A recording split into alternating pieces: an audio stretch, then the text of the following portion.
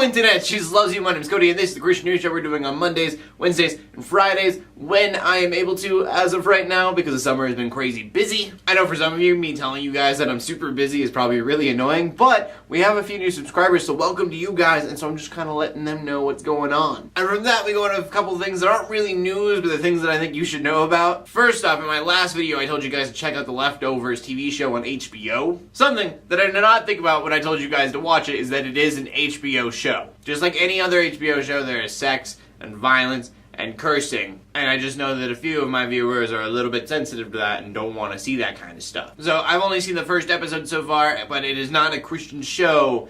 It's a show with Christian themes. And all that being said, if you like good TV, then I still recommend it. I'm going to be watching it. And from that, we can go on to the first story of the day, which is going to be about Boko Haram. And I talk about these guys quite a bit. They're the Islamist terrorist group in Nigeria. They're usually targeting Christians. If you didn't hear it from me, you probably heard about the Bring Back Our Girls campaign that was going on because they kidnapped 200 girls and everyone was trying to get them back. And so the news today is that 60 women have escaped Boko Haram, but they are not part of the 200 that were kidnapped recently. So I mean, there's always going to be bad news with Boko Haram, but this is great news. 60 women are now free from their grasp. I mean, the fact of the matter is, Boko Haram isn't going anywhere unless you get rid of all of Boko Haram.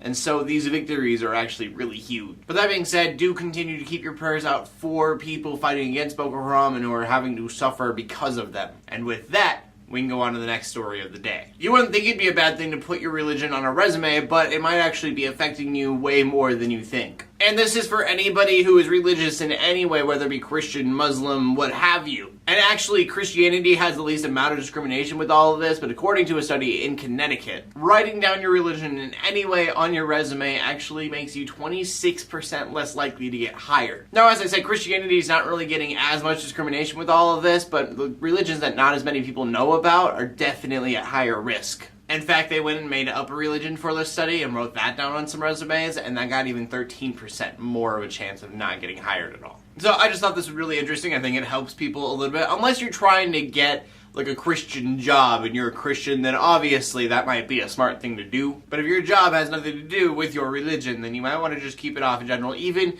to the atheists out there, because they actually have a higher chance than Christians not getting hired, writing them down as well. So I just want to give you guys kind of a heads up. I know there are a lot of people who are like, I need to share my faith everywhere. Maybe you should get that job first and then you can share your faith through your job. Which brings us on to the final story of the day, which completely contradicts that. I was just thinking about it as I said it. There's this bank teller in Kentucky named Polly Neese. She worked at U.S. Bank. She would tell people, have a blessed day, and she actually got in trouble for that. And according to U.S. Bank, and I kind of believe them on this because it makes sense, it wasn't really that she was saying have a blessed day, it was like she kept bringing up God with the customers constantly. Somebody used the Lord's name in vain and she addressed it, and I guess that probably made a customer mad. Or also she had a customer that said have a blessed day, and she said, yeah, God bless you too, and I guess they were like, whoa, I don't know about this whole God thing. You've gone too far.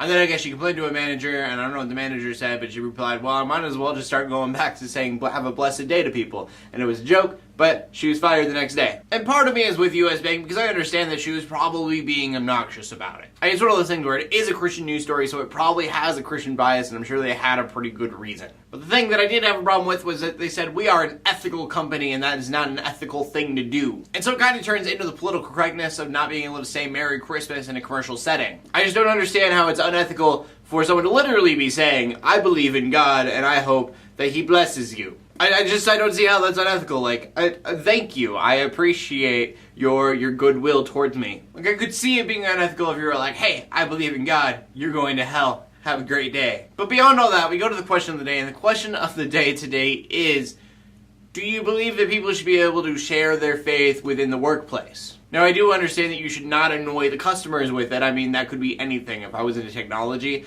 and I just started sharing technological stuff and teaching people how to use smartphones where I work, people would get mad at that. But I've worn like Truth Soul Armor, which is a Christian company, and Not of This World hats to work, and I've never gotten a complaint about it. And so hopefully I get a few atheists on this video as well, because I always love their opinions on this kind of thing. But do you think that it is unethical to live out your Christian faith at work? As always, I want to know what everyone has to say, so you can leave a comment on that, or anything that I talked about today, or anything that you want to talk about today in the comment section below. My name is Cody, I read Christian news in a not so boring kind of way every Monday, Wednesday, Friday, when I am able to. In closing, let the haters hate, let the Christians pray. To everybody, like, subscribe. Please like and subscribe. I will see you later, and God bless.